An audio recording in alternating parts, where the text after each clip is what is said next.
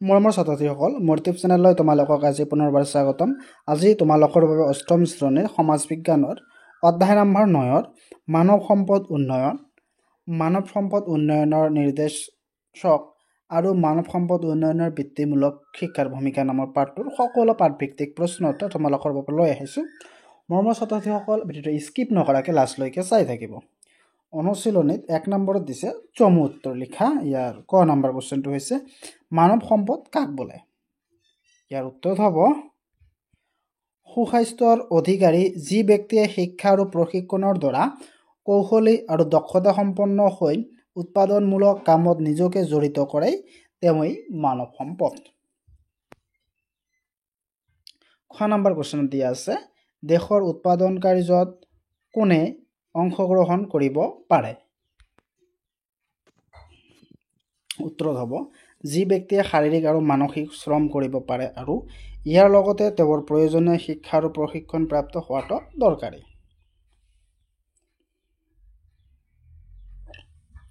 গ নম্বৰ কুৱেশ্যনত দিয়া আছে মানৱ সম্পদ উন্নয়নৰ নিৰ্দেশক মানে কি? ইয়াৰ উত্তৰ হ'ব জীৱৰ দিশ লক্ষ্য দেশ এখনৰ মানৱ সম্পদ উন্নয়নৰ আভাস পোৱা যায় সেইবোৰকে মানৱ সম্পদ উন্নয়নৰ নিৰ্দেশক বোলা হয়, যেনে শিক্ষাৰ হাৰ, জীৱনৰ প্ৰত্যাশা ইত্যাদি। খ নম্বৰত দিয়া আছে বৃত্তিমূলক শিক্ষা কাক বোলে? ইয়াৰ উত্তৰ হ'ব আনুষ্ঠানিক শিক্ষাৰ উপৰিও যি শিক্ষাৰ দ্বাৰা উপাৰ্জনৰ পথ মুকলি হয় তাকেই বৃত্তিমূলক শিক্ষা বোলে। ঙ নম্বৰত দিয়া আছে মানৱ সম্পদৰ মূল চালিকা শক্তি কি? ইয়াৰ উত্তৰ হ'ব মানৱ সম্পদৰ মূল চালিকা শক্তিসমূহ হৈছে স্বাস্থ্য উপযুক্ত শিক্ষা আৰু প্ৰশিক্ষণ। স্বাস্থ্য উপযুক্ত শিক্ষা আৰু প্ৰশিক্ষণ। 2 নম্বৰত দিছে বহলাই আলোচনা কৰা। ইয়াৰ ক নম্বৰ কুৱেশ্যনটো হৈছে মানৱ সম্পদ উন্নয়নৰ বাবে ল'বলগীয়া ব্যৱস্থাৱলী। উত্তৰত আছে আমাৰ দেশৰ চৰকাৰে প্ৰৱৰ্তন কৰা আধুনিক আৰু বিজ্ঞানসন্মত শিক্ষা ব্যৱস্থা, স্বাস্থ্য নীতি, বিভিন্ন আঁচনি, জলপানীৰ ব্যৱস্থা, উন্নত মানৰ প্ৰশিক্ষণ তথা বিভিন্ন সা সুবিধাৰ ফলত বৰ্তমান দেশৰ মানৱ সম্পদ উন্নয়নৰ দৃষ্ট যথেষ্ট সবল হৈছে।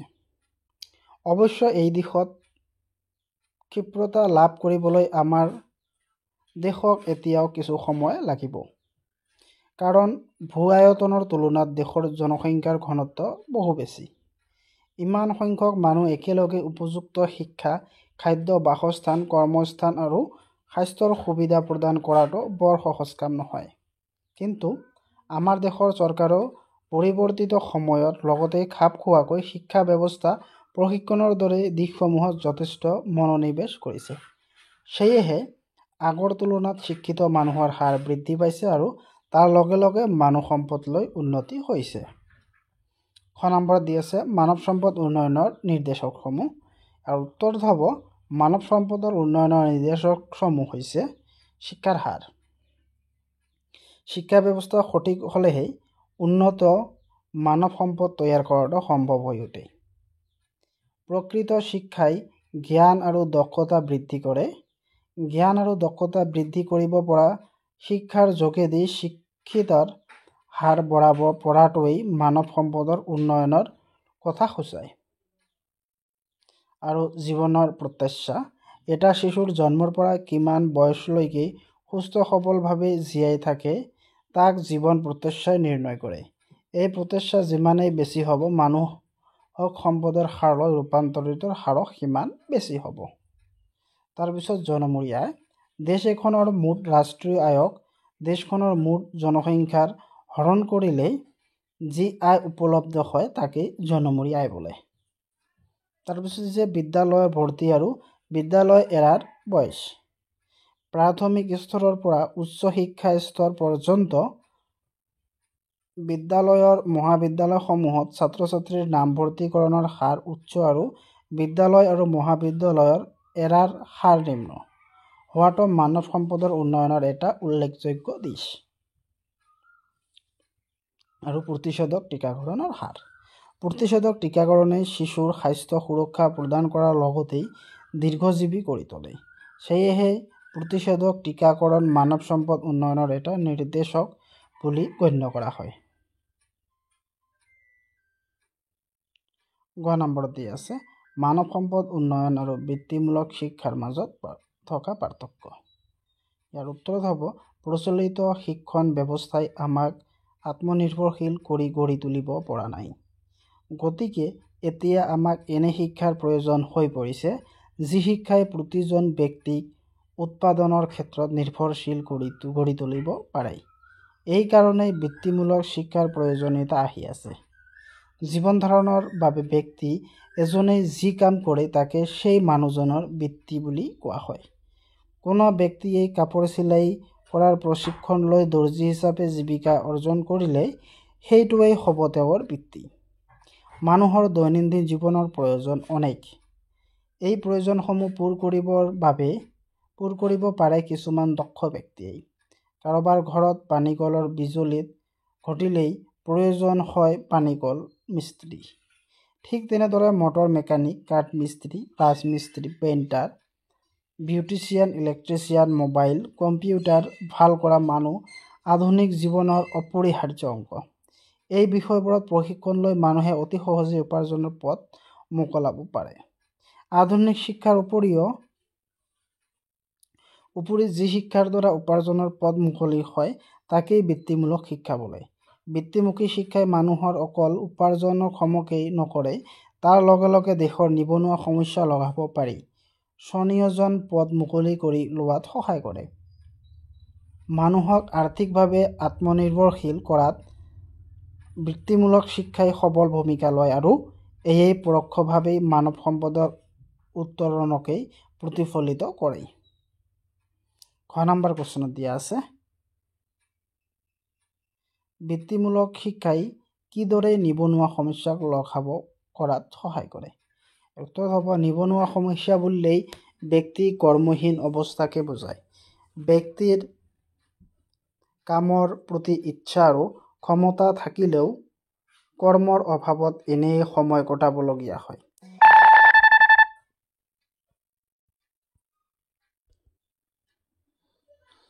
আজিৰ দিনত চৰকাৰেও বৃত্তিমুখী শিক্ষাৰ প্ৰসাৰৰ ক্ষেত্ৰত বহুতো সা-সুবিধা প্ৰদান কৰিছে। ঠায়ে ঠায়ে এনে শিক্ষাৰ প্ৰতিষ্ঠান স্থাপন কৰা হৈছে। লগতে এইবোৰত শিক্ষা গ্ৰহণৰ বাবে নতুন প্ৰজন্মক উৎসাহিত কৰিবলৈ বিনামূলীয়া পাঠ্যক্ৰমৰ ব্যৱস্থা কৰা হৈছে। ৩ নম্বৰত দি আছে শুদ্ধ অশুদ্ধ নিৰ্ণয় কৰা। ইয়াৰ ক নম্বৰত দিছে প্ৰাকৃতিক সম্পদ বৃদ্ধি হ'লেই দেশৰ উৎপাদন বৃদ্ধি হয়, এইটো অশুদ্ধ হ'ব। তাৰপিছত খ নম্বৰত দিছে মানুহ মাত্ৰেই মানৱ সম্পদ নহয়, এইটো শুদ্ধ। তাৰপিছত দিছে গ নম্বৰ জনসংখ্যা বৃদ্ধিয়ে মানৱ সম্পদৰ বৃদ্ধি হোৱাত নুবুজায়, এইটো শুদ্ধ হ'ব। তাৰপিছত উচ্চ জীৱন প্ৰত্যাশা অনুন্নত মানৱ সম্পদক সূচায়, এইটো অশুদ্ধ হ'ব। তাৰপিছত ঙ নম্বৰত দিছে ৰাষ্ট্ৰীয় আয়ৰ বৃদ্ধিয়ে দেশ এখনৰ স্বাৱলম্বী হোৱাত সহায় কৰে, এইটো শুদ্ধ হ'ব। ৬ নম্বৰত দিছে জন্মকালীন শিশুৰ মৃত্যুৰ হাৰে মানৱ সম্পদৰ উন্নয়নত সহায় কৰে, এইটো শুদ্ধ হ'ব। তাৰপিছত ৪ নম্বৰত দিছে খালী ঠাই পূৰ কৰা। ইয়াৰ ক নম্বৰ কুৱেশ্যনটো হৈছে উত্তৰটো হৈছে এখন দেশৰ উৎপাদন প্ৰক্ৰিয়া এক অন্যতম কাৰক হ'ল শ্ৰম। খালী ঠাইত কি হ'ব? শ্ৰম। য'ত অংশগ্ৰহণ কৰিব পাৰে একমাত্ৰ মানুহেই। তাৰপিছত খ নম্বৰ উত্তৰটো হৈছে খালী ঠাইত হ'ব ৰাষ্ট্ৰীয় আয়ৰ বৃদ্ধিয়ে দেশ এখন স্বাৱলম্বী হোৱাত সহায় কৰে। তাৰপিছত গ নম্বৰ কুৱেশ্যনৰ উত্তৰটো হ'ব উচ্চ শিক্ষা গ্ৰহণ কৰাৰ পিছত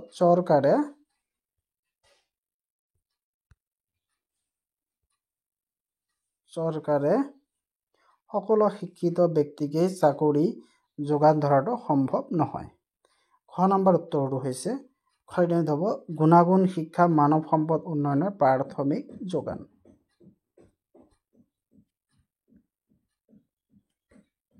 তাৰপিছত ঙ নম্বৰ উত্তৰটো হৈছে বৃত্তিমূলক শিক্ষাই মানুহক অকল উপাৰ্জনক্ষমেই নকৰেই, তাৰ লগে লগে দেশৰ নিবনুৱা সমস্যা লঘাব স্বনিয়োজন পদ মুকলি হোৱাত সহায় কৰে। তাৰপিছত 4 নম্বৰত দিছে চমুটোকা লিখা। ইয়াৰ ক নম্বৰত দিছে মানৱ সম্পদ। সুস্বাস্থ্যৰ অধিকাৰী যি ব্যক্তিয়ে শিক্ষা আৰু প্ৰশিক্ষণৰ দ্বাৰা কৌশলী আৰু দক্ষতা সম্পন্ন হৈ উৎপাদনমূলক কামত নিজকে জড়িত কৰে তেওঁই মানৱ সম্পদ।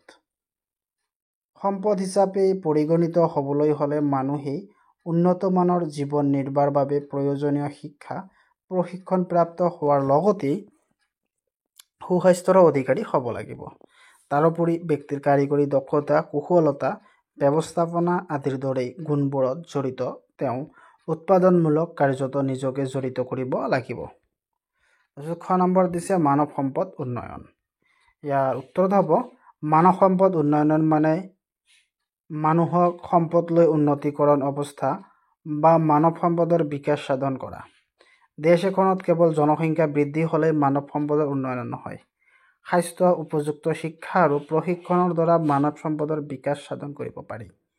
ইয়াৰ লগতে দেশৰ উৎপাদন কাৰ্যপ্ৰক্ৰিয়া ব্যক্তিজন প্ৰত্যক্ষ বা পৰোক্ষভাৱে জড়িত হ'ব লাগিব।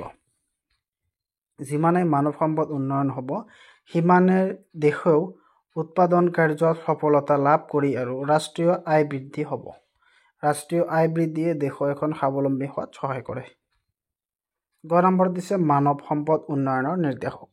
ইয়াৰ উত্তৰত হ'ব মানৱ সম্পদ উন্নয়ন মানে মানুহক সম্পদ লৈ উন্নতিকৰণ অৱস্থা বা মানৱ সম্পদৰ বিকাশ সাধন কৰা।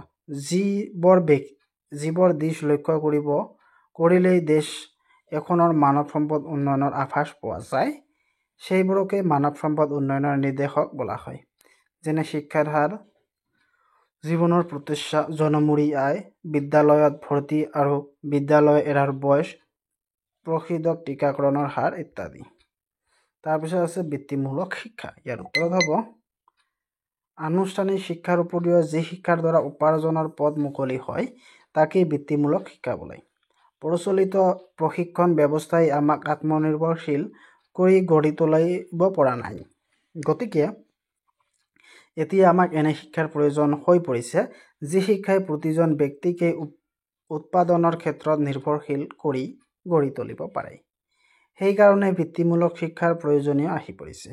বৃত্তিমূলক শিক্ষাই মানুহক অকল উপাৰ্জনক্ষমকেই নকৰি তাৰ লগে লগে দেশৰ নিবনুৱা সমস্যা লঘাব কৰি স্বনিয়োজন পথ মুকলি কৰি লোৱাত সহায় কৰে। বৃত্তিমুখী শিক্ষা গ্ৰহণ কৰি মানুহৰ যুগত মানুহেই সহজেই মটৰ মেকানিক, কাঠ মিস্ত্ৰী, ৰাজমিস্ত্ৰী, painter, beautician, electrician, mobile computer ভাল কৰা মানুহৰ দৰে জীৱিকা গ্ৰহণ কৰি স্বাৱলম্বী হ'ব পাৰে।